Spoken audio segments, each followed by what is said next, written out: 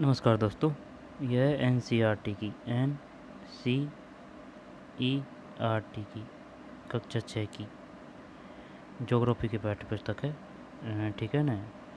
Authentic book है, सरकारी book है, और इसमें जितने भी क्वेश्चन बन सकते हैं या बनेंगे, और जो परीक्षा की दृष्टि से महत्वपूर्ण फैक्ट आएंगे उनको सभी को अपन अच्छी तरह से ढंग से देखेंगे, जिससे कि क्वेश्चन गलत ना हो। तो चलिए शुरू करते हैं। मानचित्र। मानचित्र। आप पिछले अध्याय में ग्लोब के महत्व के बारे में पढ़ चुके हैं। ग्लोब में अध्ययन की कुछ सीमाएं होती है। जब हम पूरी पृथ्वी का अध्ययन करना चाहते हैं तब ग्लोब हमारे लिए काफ़ी उपयोगी साबित होता है, लेकिन जब हम पृथ्वी के केवल एक भाग जैसे अपने देश, राज्यों, जिलों, शहरों, गांवों के बारे में अध्ययन करना चाहते हैं तो यह हमारे लिए उतना ही उपयोगी साबित नहीं होता। ऐसी स्थिति में हम मानचित्रों का उपयोग करते हैं। मानचित्र पृथ्वी की सतह या इसके एक भाग का पैमाने के माध्यम से चपटी सतह पर खींचा गया चित्र है। क्या है मानचित्र? पृथ्वी की सतह या इसके एक भाग का पैमाने के माध्यम से चपटी सतह पर खींचा गया चित्र है। मानचित्र पृथ्वी की सतह या इसके एक भाग का पैमाने के माध्यम से चपटी सतह पर खींचा गया चित्र है। खींचा गया चित्र है। मानचित्र पृथ्वी की सतह या इसके एक भाग का पैमाने के माध्यम से चपटी सतह पर खींचा गया चित्र है, लेकिन एक गोलाकार सतह को पूरी तरह से चपटा करना असंभव है। मानचित्र हमारी विभिन्न जरूरतों के लिए आवश्यक है। कुछ मानचित्र एक छोटे क्षेत्र को एवं कुछ तथ्यों को दर्शाता है। दूसरे मानचित्र में एक बड़ी किताब की तरह तथ्य हो सकते हैं। जब बहुत से मानचित्रों को एक साथ रख दिया जाता है तब एक एटलस बन जाता है। एटलस विभिन्न प्रकारों तथा अलग अलग पैमाने से खींची गई मापों पर आधारित होता है। मानचित्रों से एक ग्लोबल की अपेक्षा हमें ज़्यादा जानकारी प्राप्त होती है। मानचित्र विभिन्न प्रकार के होते हैं, जिनमें से कुछ को नीचे वर्णित किया गया है। मानचित्र कैसे कहते हैं ये बताइए। पहले तो एक क्वेश्चन आया था, आयामी चित्र कैसे कहते हैं, यानी कि पैमाना होता है, कुछ ऐसा था। मानचित्र पृथ्वी की सतह या इसके एक भाग के पैमाने के माध्यम से चपटी सतह पर खींचा गया चित्र है, लेकिन एक गोलाकार सतह को पूरी तरह से चपटा करना संभव है। मानचित्र हमारी विभिन्न जरूरतों के लिए आवश्यक है। कुछ मानचित्र एक छोटे क्षेत्र को एवं कुछ तथ्यों को दर्शाता है। दूसरे मानचित्र में एक बड़ी किताब की तरह तथ्य हो सकते हैं। जब बहुत से मानचित्रों को एक साथ रख दिया जाता है तब एक एटलस बन जाता है। मानचित्र और कुछ करके सीखें। एक रबड़ की पुरानी गेंद लें एवं उस पर कोई रेखा चित्र बनाएं। आप उस पर उत्तर एवं दक्षिण ध्रुव भी चिन्हित कर सकते हैं। अब चाकू से इस गेंद को काटें तथा उसे चपटा करने की कोशिश करें। देखें कि किस प्रकार रेखा चित्र का रूप बन जाता है। एक रबड़ की पुरानी गेंद लें, रबड़ की, एवं उस पर कोई रेखा चित्र बनाएं। आप उस पर उत्तर एवं दक्षिण ध्रुव को भी चिन्हित कर सकते हैं। अब चाकू से इस गेंद को काटें तथा उसे चपटा करने की कोशिश करें। देखें कि किस प्रकार रेखा चित्र का रूप बिगड़ जाता है। मानचित्र पृथ्वी की सतह या इसके एक भाग का पैमाने के माध्यम चपटी सतह पर खींचा गया चित्र। भौतिक मानचित्र पृथ्वी की प्राकृतिक आकृतियों जैसे पर्वतों, पठारों, मैदानों, नदियों, महासागर इत्यादि को दर्शाने वाले मानचित्र को भौतिक या उच्चावच मानचित्र कहा जाता है। भौतिक या उच्चावच मानचित्र कहा जाता है।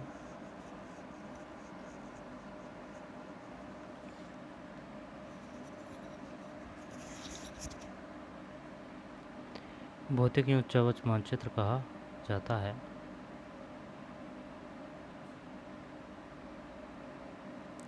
भौतिक मानचित्र पृथ्वी की प्राकृतिक आकृतियों जैसे पर्वतों, पठारों, मैदानों, नदियों, महासागरों इत्यादि को दर्शाने वाले मानचित्र को भौतिक या उच्चावच मानचित्र कहा जाता है।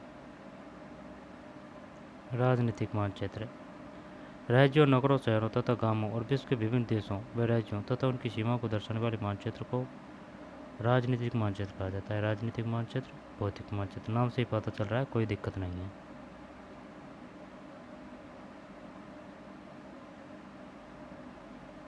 थीमेटिक मानचित्र कुछ मानचित्र विशेष जानकारी प्रदान करते हैं, जैसे सड़क मानचित्र, वर्षा मानचित्र, वन तथा उद्योगों आदि के वितरण दर्शाने वाले मानचित्र इत्यादि। इस प्रकार के मानचित्र को थीमेटिक मानचित्र कहा जाता है। इन मानचित्रों में दी गई सूचना के आधार पर उनका उचित नामकरण किया गया है। मानचित्र के 3 घटक हैं: दूरी, दिशा और प्रतीक। दूरी, दिशा और प्रतीक। मानचित्र के 3 घटक हैं: दूरी, दिशा और प्रतीक।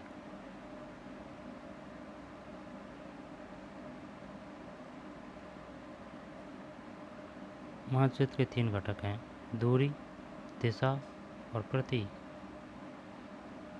दूरी, दिशा और प्रतीक।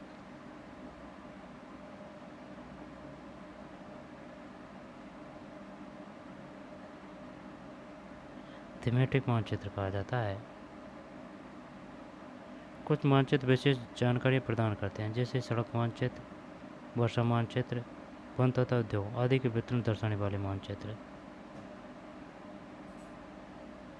इस प्रकार के मानचित्र को थीमेटिक मतलब इन मानचित्रों में दी गई सूचना के आधार पर उनका उचित नामकरण किया जाता है। मानचित्र 3 घटक है: दूरी, दिशा, प्रतीक।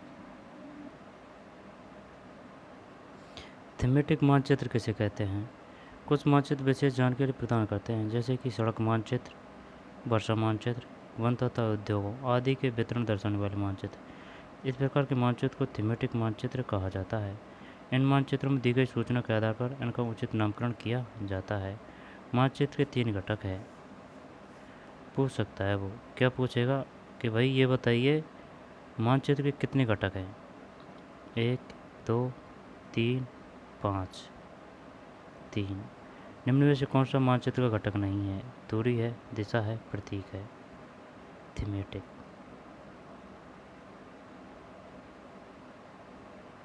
दूरी। मानचित्र एक आरेखन होता है जो पूरे विश्व में उसके एक भाग को छोटा कर कागज़ के एक पन्ने पर दर्शाता है। यहाँ यह कह सकते हैं कि मानचित्र छोटे पैमाने पर खींचे जाते हैं, लेकिन इसे इतनी सावधानी से छोटा किया जाता है ताकि स्थानों के बीच की दूरी वास्तविक रहे। यह तभी संभव हो सकता है जब कागज़ पर एक छोटी दूरी स्थल की बड़ी दूरी को व्यक्त करती हो। इसलिए उस उद्देश्य के लिए एक पैमाना चुना जाता है।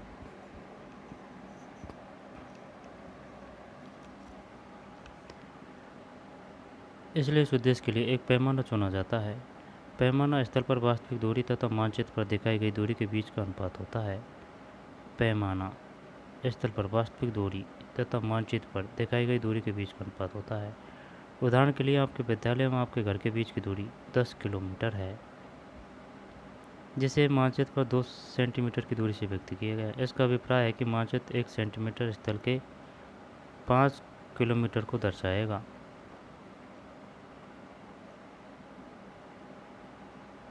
उदाहरण के लिए आपके विद्यालय एवं आपके घर के बीच की दूरी 10 किलोमीटर है, जिसे मानचित्र पर 2 सेंटीमीटर की दूरी से व्यक्त किया गया। कितनी है? 10 किलोमीटर, जिसे मानचित्र पर 2 सेंटीमीटर की दूरी से व्यक्त किया, यानी कि 2 सेंटीमीटर को अपन 2 किलोमीटर मान रहे हैं। इसका अभिप्राय है कि मानचित्र का 1 सेंटीमीटर स्थल के 5 किलोमीटर को दर्शाएगा। ठीक है ना, 1 सेंटीमीटर बराबर 5 किलोमीटर है। आपके रेखा चित्र का पैमाना होगा 1 सेंटीमीटर बराबर 5 किलोमीटर। इस प्रकार पैमाना किसी भी मानचित्र के लिए बहुत महत्वपूर्ण होता है। अगर आपको पैमाने की जानकारी है तो आप मानचित्र पर दिए गए किसी भी 2 स्थानों के बीच की दूरी का पता लगा सकते हैं। जब बड़े क्षेत्रफल वाले भागों जैसे महाद्वीपों या देशों को कागज़ पर दिखाना होता है, तब हम लोग छोटे पैमाने का उपयोग करते हैं। उदाहरण के लिए मानचित्र पर 5 सेंटीमीटर स्थल के 500 किलोमीटर को दर्शाता है। इसको छोटे पैमाने वाला मानचित्र कहते हैं। मानचित्र पर 5 सेंटीमीटर स्थल के 500 किलोमीटर को दर्शाता है। इसको छोटे पैमाने वाला मानचित्र कहते हैं। 5 सेंटीमीटर यानी कि 500 किलोमीटर।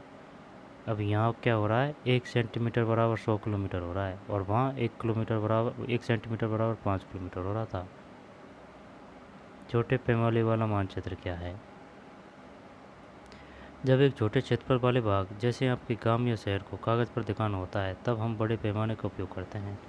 जैसे स्थल पर 500 मीटर की दूरी को मानचित्र पर 5 सेंटीमीटर से दर्शाया जाता है। इस प्रकार के मानचित्र को बड़े पैमाने वाला मानचित्रण कहते हैं। बड़े पैमाने वाले मानचित्रण छोटे पैमाने वाले मानचित्र की अपेक्षा अधिक जानकारी प्रदान करते हैं। बड़े पैमाने वाले मानचित्र छोटे पैमाने वाले मानचित्र की अपेक्षा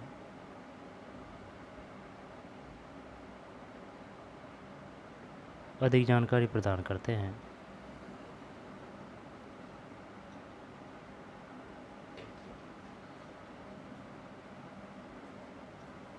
बड़े पैमाने वाले मानचित्र छोटे पैमाने वाले मानचित्र की अपेक्षा अधिक जानकारी प्रदान करते हैं। कौन से? बड़े। और कुछ करके सीखें। चित्र 4.1 को देखिए, वहाँ एक पैमाना बना है। इसका उपयोग स्थानों के बीच की दूरी मापने के किया जा सकता है। उदाहरण के लिए एक कुआं एवं वृक्ष के बीच की दूरी 5 सेंटीमीटर है। इसका मतलब होगा कि वास्तविक दूरी 50 मीटर है। अब एक पोस्ट ऑफिस ए करीम के घर ई के बीच की दूरी 12 सेंटीमीटर है। इसका मतलब है कि स्थल पर यह दूरी 120 मीटर। लेकिन आप एक पक्षी की तरह उड़कर सीधे ई ए पर नहीं जा सकते। आपको सड़क पर चलना होगा। अब हम लोग पैदल तय की गई जाने वाली ई से सी, इसके बाद सी एम से बी और बी से ए को मापते हैं। सभी दूरियों को जोड़ दें। यह करीम के घर से पोस्ट ऑफिस तक की कुल दूरी हो गई।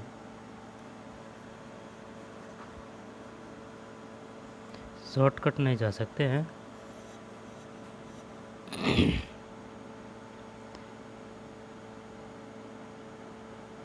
एक पैमाना बना है। इसका उपयोग स्थानों के बीच की दूरी मापने में किया जा सकता है। उदाहरण के लिए एक कुआं एवं वृक्ष के बीच की दूरी 5 सेंटीमीटर है। 5 सेंटीमीटर है। इसका मतलब होता है कि वास्तविक दूरी 50 मीटर है।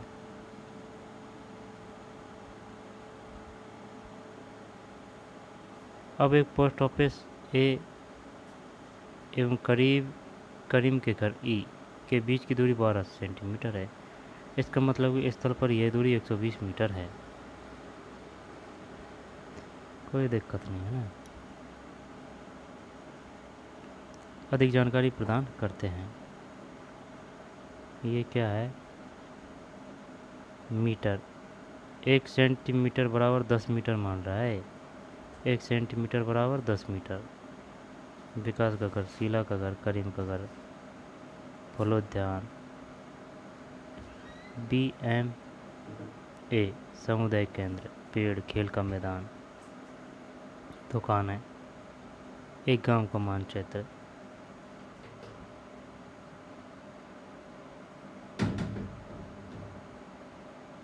सामुदायिक केंद्र, खेल का मैदान, एक गांव का मानचित्र, प्रधान दिग्बंधु, दिक्सूचक, उत्तर दक्षिण, उत्तर दक्षिण 90, 45, 135, 225, 270, 315। जब यहाँ पे क्या आएगा? 380।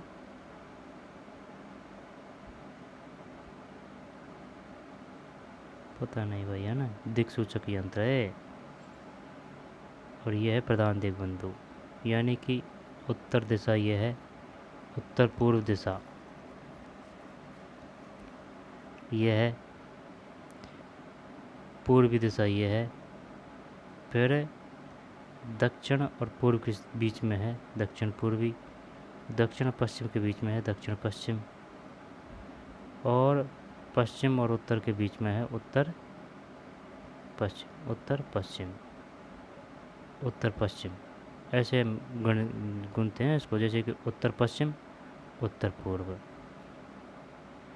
फिर दक्षिण पूर्व, दक्षिण पश्चिम।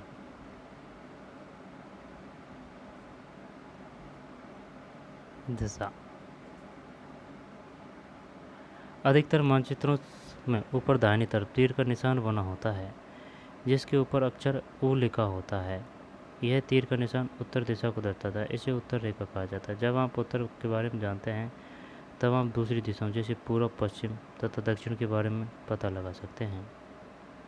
चित्र 4.2 4 मुख्य दिशाओं उत्तर, दक्षिण, पूर्व, पश्चिम को दिखाया गया है। वे प्रधान दिग्बंधु कहे जाते हैं। बीच की 4 दिशाएं उत्तर, पूर्व, दक्षिण पूर्व, है ना, दक्षिण पश्चिम तथा उत्तर पश्चिम। इन बीच वाली दिशाओं की मदद से किसी भी स्थान की सही स्थिति का पता लगाया जा सकता है। निम्नलिखित दिशाओं का पता लगाइए। विकास के घर से सामुदायिक केंद्र तक, खेल के मैदान दिशा, दुकानों से विद्यालय की दिशा। हम दिक्सूचक की सहायता से किसी स्थान की दिशा का पता लगा सकते हैं। यह एक यंत्र है जिसकी सहायता से मुख्य दिशाओं का पता लगाया जाता है। इसकी चुंबकीय सुई की दिशा हमेशा उत्तर दक्षिण दिशा में होती है। प्रतीक।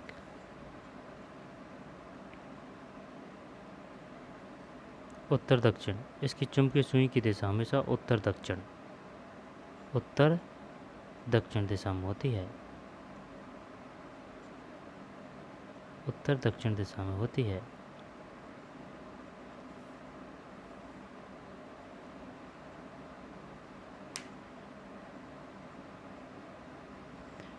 उत्तर और दक्षिण।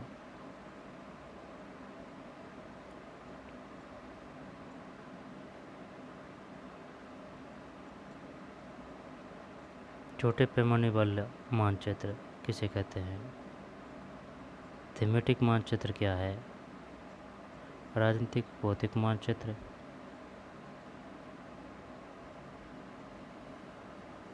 प्रतीक। यह किसी भी मानचित्र का तीसरा प्रमुख घटक है। किसी भी मानचित्र पर वास्तविक आकार एवं प्रकार, विभिन्न आकृतियों जैसे भवनों, सड़कों, पुलों, वृक्षों, रेल की पटरियों या कुएं को दिखाना संभव नहीं होता। इसीलिए वे निश्चित अक्षरों, छायाओं, रंगों, चित्रों तथा रेखाओं का उपयोग करके दर्शाए जाते हैं। ये प्रतीक कम स्थान में अधिक जानकारी प्रदान करते हैं। इन प्रतीकों के इस्तेमाल के द्वारा मानचित्र को आसानी से खींचा जा सकता है।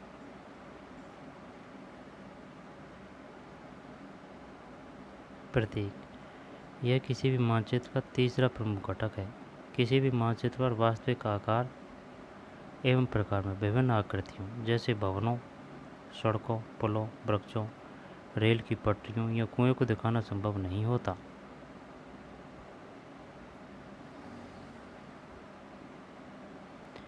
इसलिए वे निश्चित अक्षरों, छायाओं, रंगों, चित्रों तथा रेखाओं का उपयोग करके दर्शाए जाते हैं। ये प्रतीक कम स्थान में अधिक जानकारी प्रदान करते हैं।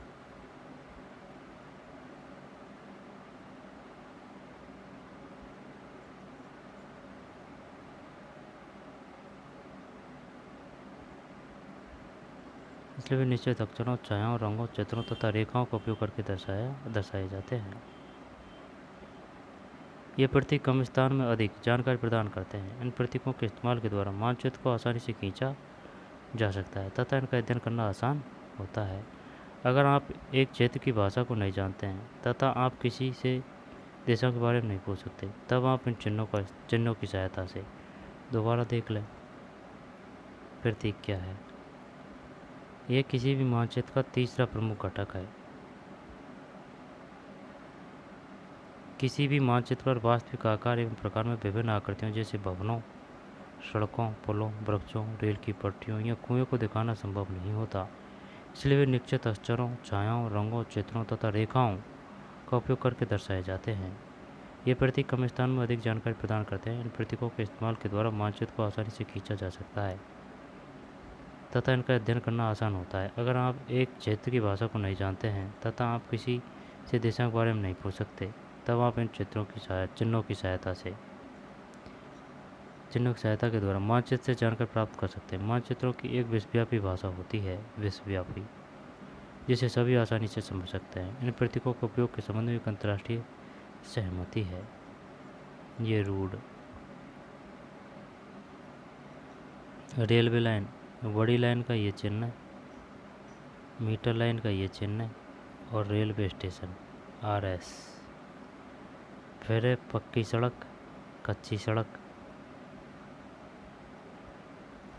अंतर्राष्ट्रीय सीमा, राज्य सीमा, जिला सीमा, नदी, कुआं, तालाब, नहर, नहर का ये है पुल, मंदिर, गिरजाघर, मस्जिद, छतरी, पोस्ट ऑफिस, पोस्ट एवं telegram office PTO, police station PS, बस्ती, कब्रिस्तान।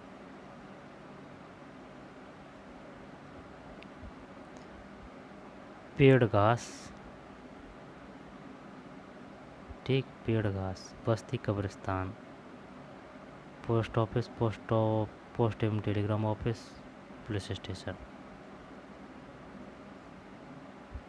बड़ी line, metre line, railway station.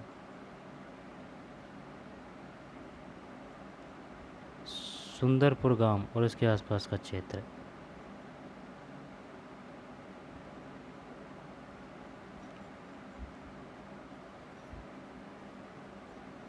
Sundarpur गांव और इसके आसपास का क्षेत्र।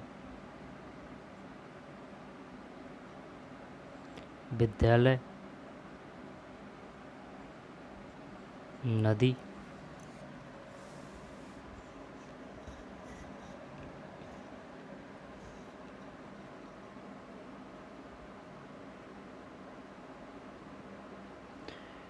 डूमरी, सुंदरपुर।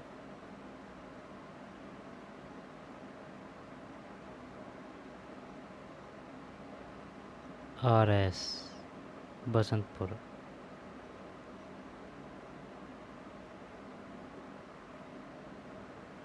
सुंदरपुर गांव कहाँ है? सुंदरपुर गांव ये है ना। और इसके पास का गांव है डूमरी। ये रेलवे लाइन है।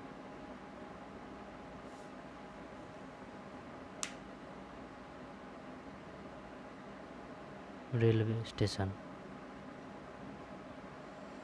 विद्यालय, पोस्ट ऑफिस, नदी।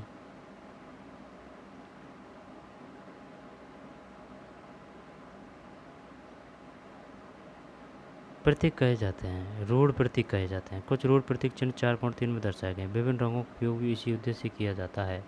उदाहरण के लिए सामान्यतः नीले रंग का इस्तेमाल जलाशय, भूरा रंग पर्वतों, पीला रंग पठारों, हरा रंग मैदानों को दर्शाने के लिए किया जाता है।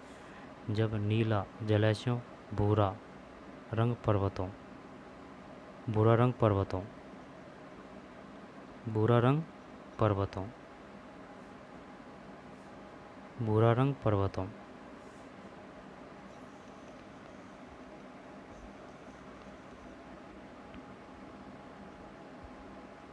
भूरा रंग पर्वतों, पीला रंग पठारों, हरा रंग मैदानों के लिए। पूछ सकता है, हरा रंग तो याद है, हरा रंग मैदानों के लिए ही है ना। और नीला रंग जलाशयों के लिए, चल कोई दिक्कत नहीं। लेकिन भूरा रंग है पर्वतों के लिए। भूरा, भूरा रंग पर्वतों के लिए, पीला रंग पठारों के लिए, भूरा रंग पर्वतों के लिए, भूरा रंग पर्वतों के लिए, पीला रंग पठारों के लिए, भूरा रंग पर्वतों, पीला रंग पठारों। बताइए पीला रंग किसके लिए प्रयुक्त किया जाता है? पठारों, पर्वतों, मैदानों, पठारों और भूरा पर्वतों। रेखा चित्र। रेखा चित्र एक आरेखण है जो पैमाने पर आधारित नहीं होकर याददाश्त और स्थानीय प्रक्षेपण आधारित होता है। कभी कभी किसी क्षेत्र के एक कच्चे आरेखण की आवश्यकता वहाँ के एक स्थान को दूसरे स्थान के सापेक्ष दिखाने के लिए होती है। मान लीजिए कि आप अपने मित्र के घर जाना चाहते हैं, लेकिन आपको रास्ते की जानकारी नहीं है। आपका मित्र अपने घर के रास्ते को बताने के लिए एक कच्चा आरेखण बना सकता है। इस प्रकार कच्चे आरेख को बिना पैमाने की सहायता से खींचा जाता है तथा इसे रेखा चित्र, मानचित्र कहते हैं। दोबारा देख लें। रेखा चित्र एक आरेखण है जो पैमाने पर आधारित न होकर याददाश्त और स्थानीय प्रेक्षण पर आधारित होता है। कभी कभी किसी क्षेत्र के एक कच्चे आरेखण की आवश्यकता वहाँ के एक स्थान के दूसरे स्थान के सापेक्ष दिखाने के लिए होती है। मान लीजिए कि आप अपने मित्र के घर जाना चाहते हैं, लेकिन आपको रास्ते की जानकारी नहीं है।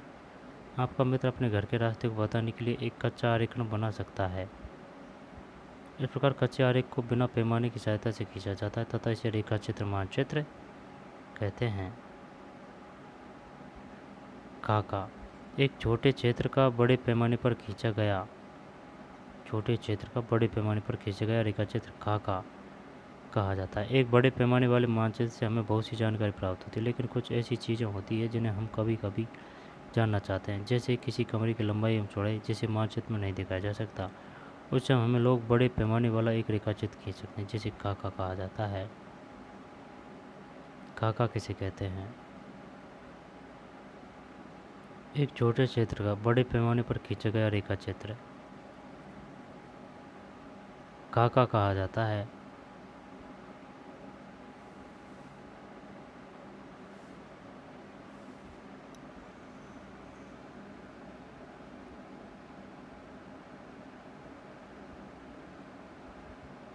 एक छोटे क्षेत्र का बड़े पैमाने पर खींचा गया रेखाचित्र काका कहलाता है।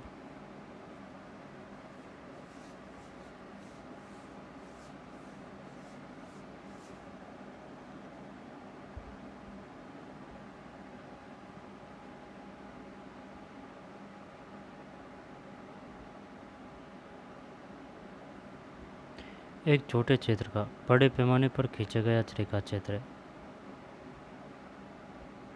काका कहा जाता है। एक बड़े पैमाने वाले मानचित्र से हमें बहुत सी जानकारी प्राप्त होती है, लेकिन कुछ ऐसी चीज़ें होती है जिन्हें हम कभी कभी जानना चाहते हैं, जैसे किसी कमरे की लंबाई एवं चौड़ाई, जिसे मानचित्र में नहीं दिखाया जा सकता। उस समय हम लोग बड़े पैमाने वाला एक रेखाचित्र खींच सकते हैं, जिसे काका कहा जाता है।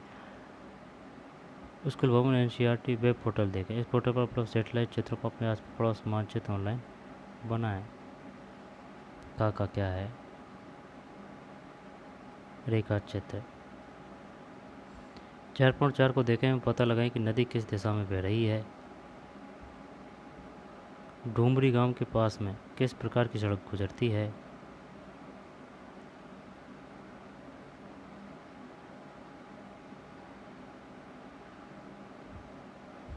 किस प्रकार के रेलवे लाइन के पास सुंदरपुर स्थित है। रेलवे पुल के किस तरफ पुलिस स्टेशन स्थित है। निम्नलिखित स्थान रेलवे लाइन के किस तरफ स्थित है। छतरी, गिरजाघर, तालाब, मस्जिद, नदी, पोस्ट एवं टेलीग्राफ ऑफिस, कब्रिस्तान।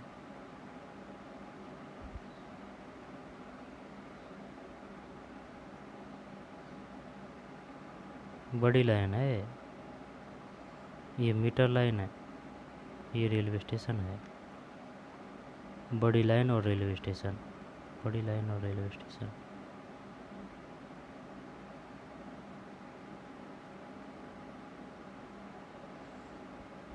चार मुख्य दिशाओं उत्तर, दक्षिण, पूर्व, पश्चिम को दिखाया गया है। ये प्रधान दिग्बंधु कहे जाते हैं। बीच की चार दिशाएं उत्तर पूर्व, दक्षिण पश्चिम तथा उत्तर पश्चिम। इन बीच वाली दिशा की मदद से किसी भी स्थान की सही स्थिति का पता लगाया जा सकता है।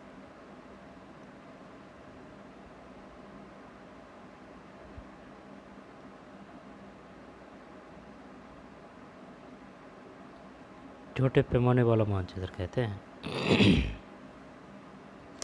जब बड़े क्षेत्रफल वाले भागों जैसे महाद्वीपों या देशों को कागज़ पर दिखाना होता है, तब हम लोग छोटे पैमाने का उपयोग करते हैं। उदाहरण के लिए मानचित्र पर महाद्वीपों या देशों को दिखाना होता है तो किस मानचित्र का प्रयोग किया जाता है।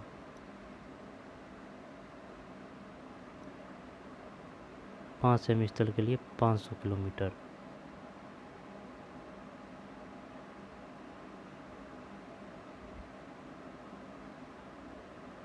दूरी, थीमेटिक मानचित्र, राजनीतिक मानचित्र, भौतिक मानचित्र, अवकर्कशी मानचित्र। क्वेश्चन आंसर देखते हैं।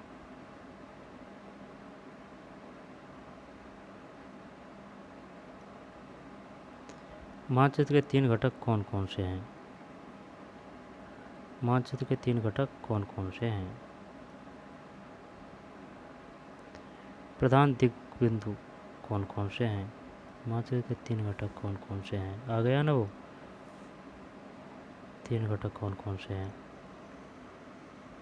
दूरी,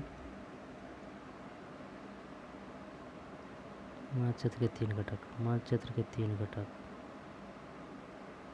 दूरी, दिशा और प्रतीक। दूरी, दिशा, प्रतीक। दूरी, दिशा, प्रतीक।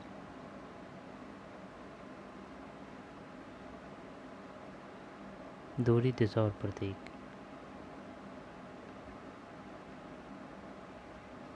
प्रधान दिग्बिंदु कौन कौन से हैं। मानचित्र के पैमाने से आप क्या समझते हैं?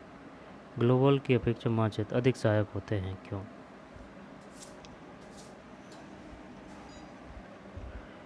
ग्लोब की अपेक्षा मानचित्र अधिक सहायक होते हैं, क्यों? मानचित्र में काका के बीच अंतर बताइए। कौन सा मानचित्र विस्तृत जानकारी प्रदान करता है? प्रतीक किस प्रकार मानचित्रों के अध्ययन में सहायक होते हैं? वृक्षों के वितरण को दिखाने वाले मानचित्र। भौतिक, थीमेटिक, राजनीतिक। भौतिक, थीमेटिक, राजनीतिक मानचित्र। नीले रंग का इस्तेमाल किसे दिखाने में किया जाता है? जलाशयों, पर्वतों, मैदानों।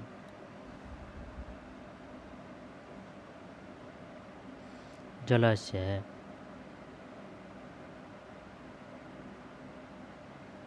वृक्षों के वितरण को दिखाने वाला मानचित्र। ये तो है नहीं है, भौतिक आएगा। नीला रंग का जलाशय। दिक्सूचक का उपयोग किया जाता है। दिक्सूचक है। पैमाना आवश्यक है मानचित्र के लिए, रेखाचित्र के लिए, प्रतीकों के लिए।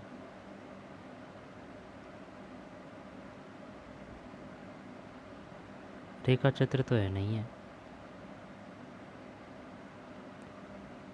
मानचित्र कर दिया। चल, अपनी कक्षा के कमरे का रेखाचित्र खींचें तथा उस कमरे में रखे सामान जैसे शिक्षक की मेज, ब्लैक बोर्ड, डेस्क, दरवाजा तथा खिड़कियों को दर्शाएं, दिखाएं। अपने स्कूल का एक रेखाचित्र खींचें एवं निम्नलिखित को दर्शाएं। प्रधानाध्यापक का कमरा, अपने वर्ग का कमरा, खेल का मैदान, पुस्तकालय, कुछ बड़े पेड़, पीने के पानी का स्थल।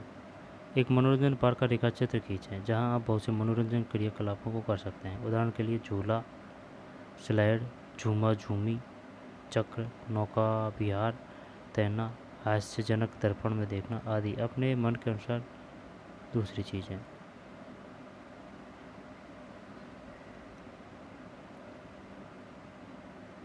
पैमाना आवश्यक है। शानदार क्वेश्चन है। मानचित्र के लिए दिक्सूचक का उपयोग किया जाता है। नीले रंग का इस्तेमाल किसे दिखाने में किया जाता है?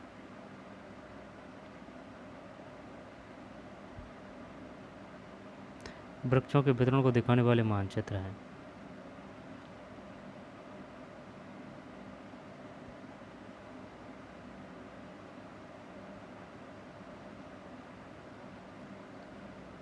निम्नलिखित प्रश्नों का उत्तर संक्षेप में दीजिए।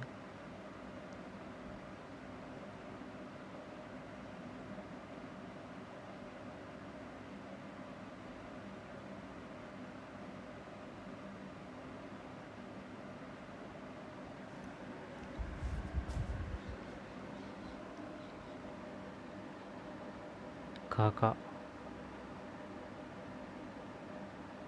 रेखाचित्र मानचित्र पैमाने पर आधारित नहीं होकर याददाश्त और स्थानीय परीक्षण पर आधारित होता है। रेखाचित्र रूढ़ प्रतीक कहे जाते हैं। सबसे बेस्ट होता है कौन सा? मानचित्र। विश्वव्यापी भाषा होती है जिसे सभी आसानी से समझ सकते हैं। इन प्रतीकों के उपयोग के संबंध में अंतर्राष्ट्रीय सहमति है। प्रतीक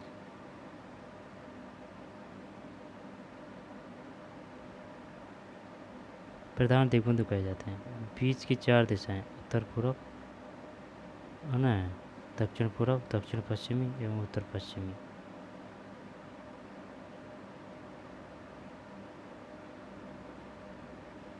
छोटे पैमाने वाला मानचित्र कहते हैं।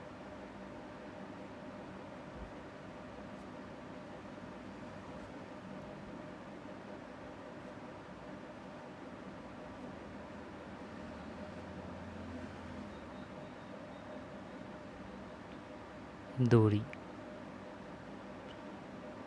छोटे पैमाने वाला मानचित्र कहते हैं।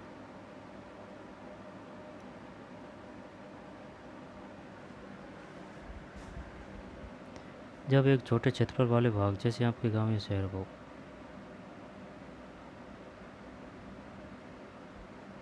जब बड़े क्षेत्रफल वाले भागों जैसे महाद्वीपों या देशों को कागज़ पर दिखाना होता है, तब हम लोग छोटे पैमाने का उपयोग कब किया जाता है? किस लिए छोटे पैमाने का मानचित्रों का उपयोग किया जाता है? थीमेटिक मानचित्र क्या है? थीमेटिक मानचित्र सड़क मानचित्र, वर्षा, वन उद्योगों आदि के वितरण दर्शाने वाले मानचित्र। राजनीतिक मानचित्र, भौतिक मानचित्र। ठीक है, ये पार्ट था भाई। क्वेश्चन तो आएगा यहाँ से, लेकिन बन के आएगा एकदम, कथन कारण वाला आएगा यहाँ से। शानदार क्वेश्चन, नॉर्मल बात नहीं पूछेगा वो।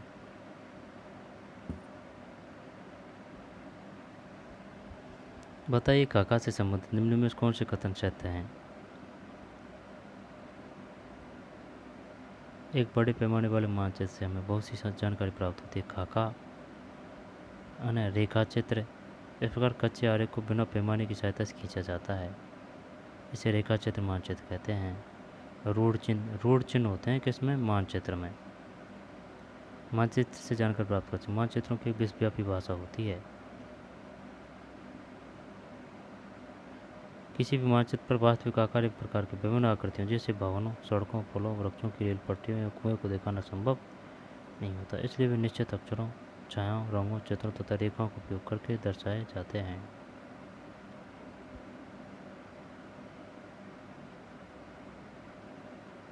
दुकानों से विद्यालय की दिशा। प्रधान दिग्बिंदु क्या है? दिक्सूचक यंत्र, दिशा बताने वाला सूचक। 4 दिशाएं।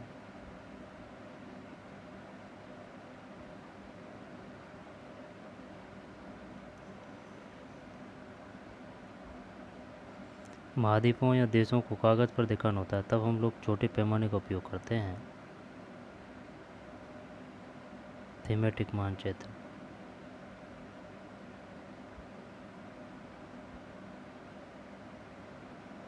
तो मिलते हैं नए वीडियो में। धन्यवाद।